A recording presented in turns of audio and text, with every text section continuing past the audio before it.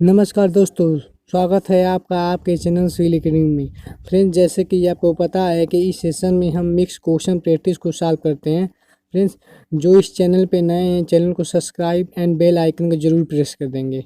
चलिए फ्रेंड्स, अपने सेशन पे चलते हैं। फ्रेंड्स, कल आप लोगों को होमवर्क दिया गया था, पूछा गया था क्ले एंड सिल्ट जो है, क्ले एंड सिल्ट कंटेंट कितना होता है एक अच्छी ब्रिक में, गुड ब्रिक में बताना है क्ले एंड सिल्ट कंटेंट कितना होता है। तो आप लोगों ने बताया था 50%। 50% जो होता है, ठीक है, क्ले एंड सिल्ट कंटेंट होता है एक गुड ब्रिक में। Option number A is correct answer. चलते हैं आज के नए क्वेश्चन पे। पूछ रहा है यहाँ पे the cement concrete acting 50% strength in the very first. और यहाँ पे सीमेंट कंक्रीट है, ठीक है, 50% स्ट्रेंथ जो गेन कर रहा है। पूछ रहा है कितने दिनों में, कितने दिनों में 50% स्ट्रेंथ गेन करेगा सीमेंट कंक्रीट। तो अगर हम बात करें, ठीक है, अगर हम बात करें 28 दिन में, तो 28 दिन में आप जानते हैं, ठीक है, 99% गिन कर लेता है। ठीक, अगर हम बात करेंगे यहाँ पे 14 दिन का, तो 65% गिन कर लेता है। ठीक है, अगर हम बात करें यहाँ पे 3 डे का, तो 3 डे में कितना 40% गिन कर लेता है। ठीक, अगर हम बात करें यहाँ पे 1 दिन का, तो 1 दिन में वो 16% गिन कर लेता है, ये याद रखेंगे। ठीक है, तो आपसे कितना पूछा है 50%, तो 50% देखिए कितने नहीं है बाबू, 40, यानी कि option number 1, option number A is correct answer, याद रखेंगे ये। चलते हैं नेक्स्ट क्वेश्चन पे। नेक्स्ट क्वेश्चन पूछ रहा है आपसे कि for concreting for having the enforcement section without vibration the workability of concrete express and the compaction factor should be. यहाँ पे कह रहा है यहाँ पे, ठीक है, हैवी एनफोर्समेंट सेक्शन है एक, ठीक है, विदाउट वाइब्रेशन किया जा रहा है। बताना इस कंडीशन में आपको वर्कबिलिटी कितना होगा, ठीक है, कंपैक्शन फैक्टर कितना होगा, वर्कबिलिटी, ठीक है, कितनी होती है, कंपैक्शन फैक्टर से निकालना आपको बताना है यहाँ पे। जब आप हैवी एनफोर्समेंट सेक्शन यूज कर रहे हैं, तो उस कंडीशन में वर्कबिलिटी का वैल्यू कितना होता है। तो कितना होता है यहाँ पे याद रखेंगे फ्रेंड्स, वो होता है मेरा 0.85 से लेके 0.92, जब हमारा जो हैवी एनफोर्समेंट सेक्शन यूज हो रहा, ठीक है, और टेस्ट कैसा कंपैक्शन फैक्टर वाला याद रखेंगे। ठीक है, चलते हैं नेक्स्ट क्वेश्चन पे। नेक्स्ट क्वेश्चन बोला है यहाँ पे कि due to circumferential action thick of a spiral in a spiral enforcement column. कह रहा है यहाँ पे कि ड्यू टू, ठीक है, सर्कमफेरेंशियल एक्शन। अब यहाँ पे बताना है इसके कारण जो हो रहा है स्पाइरल, ठीक, एनफोर्समेंट कॉलम में आपको क्या देखने को मिलेगा। तो क्या देखने को मिलेगा फ्रेंड्स, ये याद रखेंगे, स्पाइरल कॉलम है, ठीक है, तो इस कंडीशन में हमें स्ट्रेंथ जो होती है वो अच्छी देखने को मिलती है, या इस कंडीशन में हमें स्ट्रेंथ जो है अच्छी देखने को मिलती है। तो चलते हैं ऑप्शन पे। Capacity of column is decrease, बिल्कुल गलत।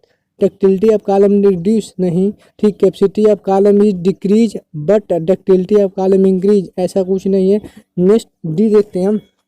बोला यहाँ पे, ठीक, both capacity of column and ductility, ठीक, कॉलम ऑफ इंक्रीज, बिल्कुल करेक्ट है यहाँ पे, option number D is correct है। जब स्पाइरल कॉलम हो तो उस कंडीशन में, ठीक है, सर्कमफेरेंशियल एक्शन हो रहा हो, तो उस कंडीशन में हमारा जो डक्टिलिटी और स्ट्रेंथ दोनों क्या होती है, अच्छी होती है कॉलम की। Option number D is correct answer.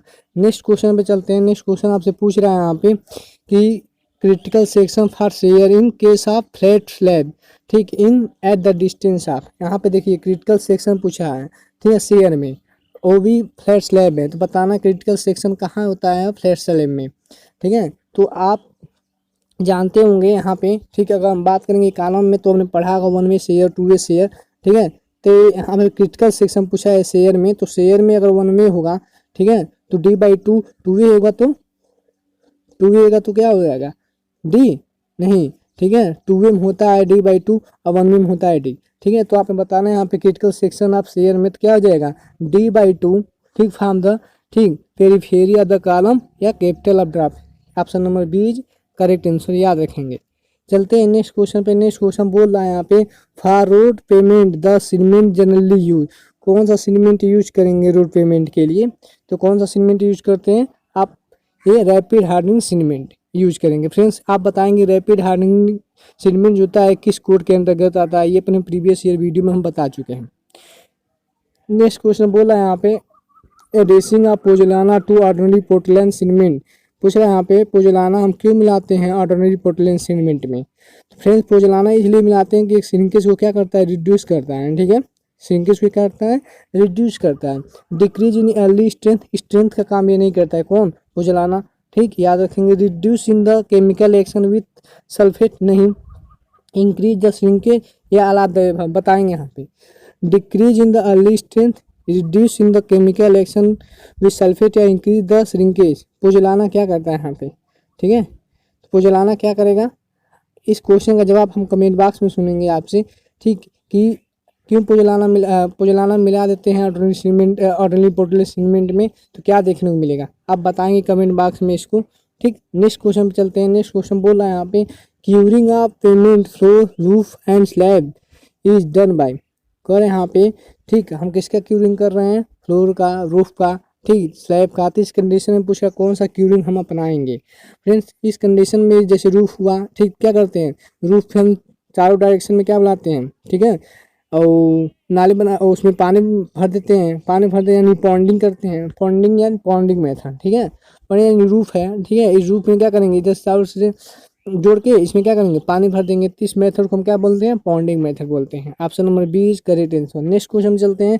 कह the centroid of compressive force from the extreme compression fiber, extreme compression fiber से बताना है लिमिट स्टेट डिजाइन, ठीक है। तो यहाँ पे बताना है सेंट्रॉइड किसका, कंप्रेसिव फोर्स का, कहाँ से, स्ट्रीम कंप्रेशन फाइबर से। तो स्ट्रीम कंप्रेशन फाइबर से जो हमारा टेंसाइल स्ट्रेंथ होता है, सॉरी कंप्रेसिव फोर्स एक्ट करेगा, ठीक है, उसका सेंट्रॉइड कितनी दूरी, कितनी डिस्टेंस पे होता है, कितनी डिस्टेंस होता है, 0.42 VXU, यही होता है।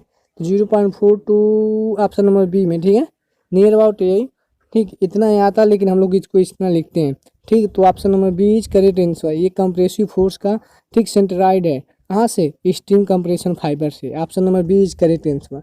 नेक्स्ट क्वेश्चन चलते हैं। कह रहा है which of the following has highest tensile strength, यहाँ पे बोल रहा है किसका जो हाईएस्ट टेंसाइल स्ट्रेंथ होता है, ठीक है, किसका हाईएस्ट टेंसाइल स्ट्रेंथ होता है, प्लेन हॉट रोल्ड वायर या कोल्ड राउंड वायर या हीट ट्रीटेड रोल वायर या ऑल सेम टेंसाइल स्ट्रेंथ, सबका टेंसाइल स्ट्रेंथ सेम होता है, बताना है यहाँ पे हाईएस्ट, ठीक, टेंसाइल स्ट्रेंथ किसका होता है इसमें। तो याद रखेंगे फ्रेंड्स, ये अच्छा क्वेश्चन है। कोल्ड राउंड वायर का जो होता है टेंसाइल स्ट्रेंथ सबसे ज़्यादा होता है। Option number B is correct answer.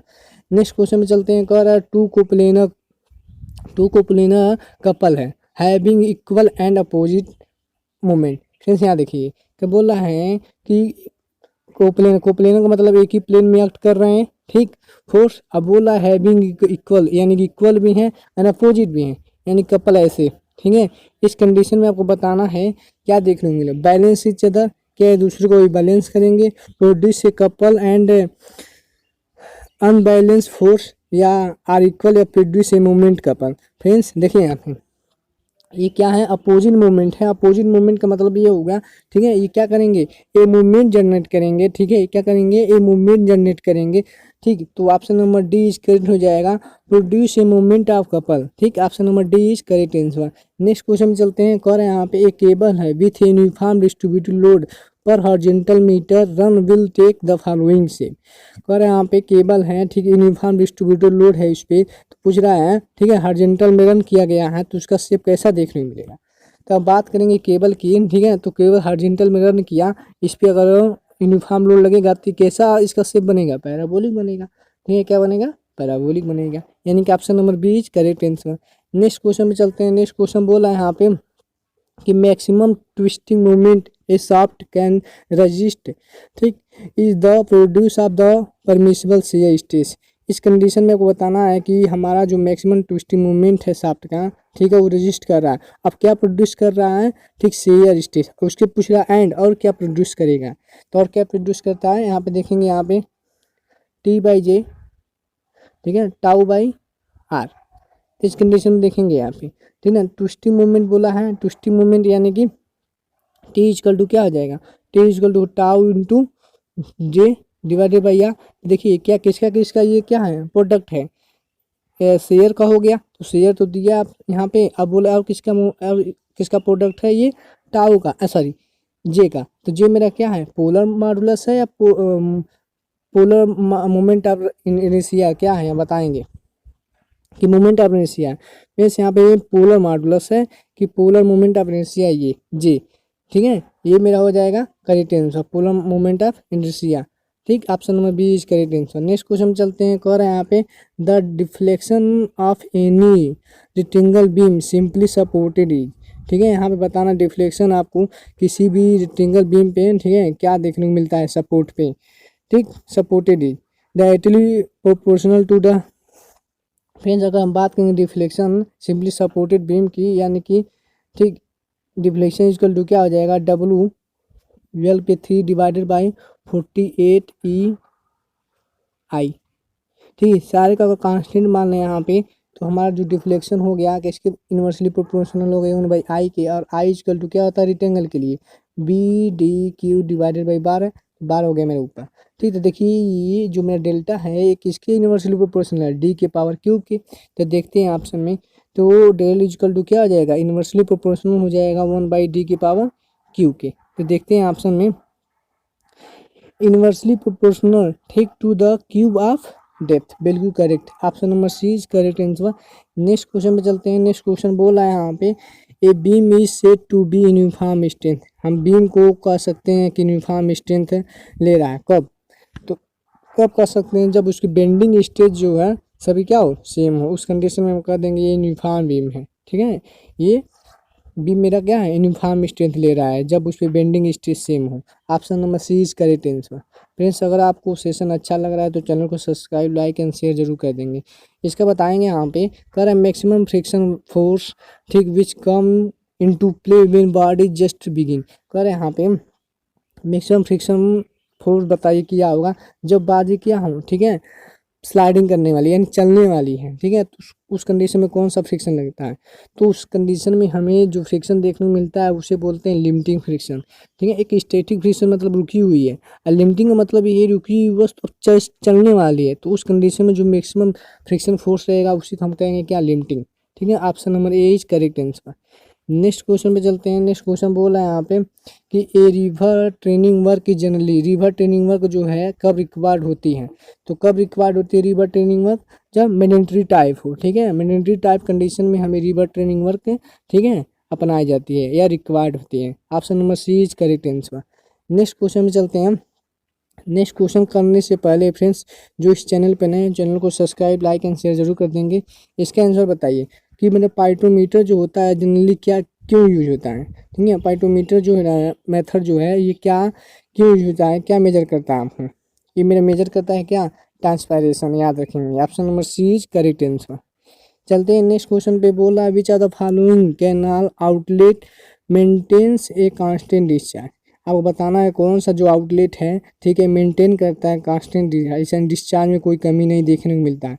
Friends कमी देखने को नहीं मिलेगा कब, जब वो चीज़ क्या हो, ठीक है, उसकी इफिशियंसी 100% हो, 100 नहीं होता लेकिन कर सकते हैं 100% हो। ठीक है, तो कौन सा है मॉडुलस है मेरा, वो रिजिड मॉडुलर, रिजिड मॉडुलर में हमारा जो है इफिशियंसी देखें इसकी इफिशियंसी जो होती है अच्छी होती है, तो इस कंडीशन में हमें जो डिस्चार्ज देखने को मिलेगा वो कांस्टेंट देखने को मिलेगा रिजिड मॉडुलस में, option number C is correct answer.